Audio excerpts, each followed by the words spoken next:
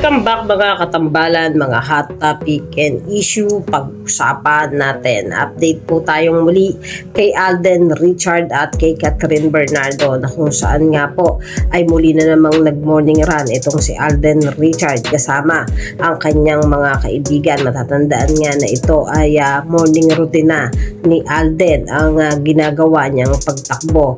At nitong nakaraan nga lang sa ipinost ni Alden na get ready, something massive drop ay ngayon ay nilaunch na nga ni Alden Richard kung ano nga ang ibig niyang sabihin dun sa kanyang post.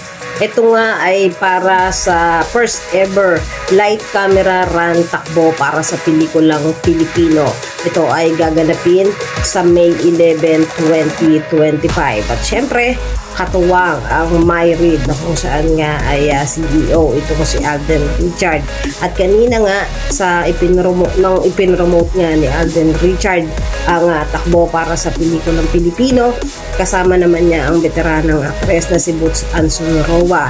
At ipinaliwanag nga doon ni Alden kung gaano kahalaga ang pagtakbo. Ito nga ay hindi lang para sa kalusugan at napamahal na rin ito si Alden Richard dahil ito na rin yung ginagawa niyang morning run. Kung makikita nyo naman sa kanyang post sa kanyang social media, napapalimit na rin yung ginagawa ni Alden Richard na pagtakbo. Alang si Catherine Bernardo naman sa huling araw ng kanyang garage sale ay patuloy pa rin na dinumog ng mga gustong bumili ng kanyang mga pre-love na damit at talaga namang napakarami pa ng mga damit ni Catherine na talagang ibinenta at marami namang mga tao na pumunta at katuwang pa rin ni Catherine syempre ang kanyang mga kaibigan. At sa 2 araw na garage sale ni Kat ay present si Kat at hands-on nga itong si Catherine sa ginanap na garage sale niya ng 2 araw. Yan yung mga update natin ngayon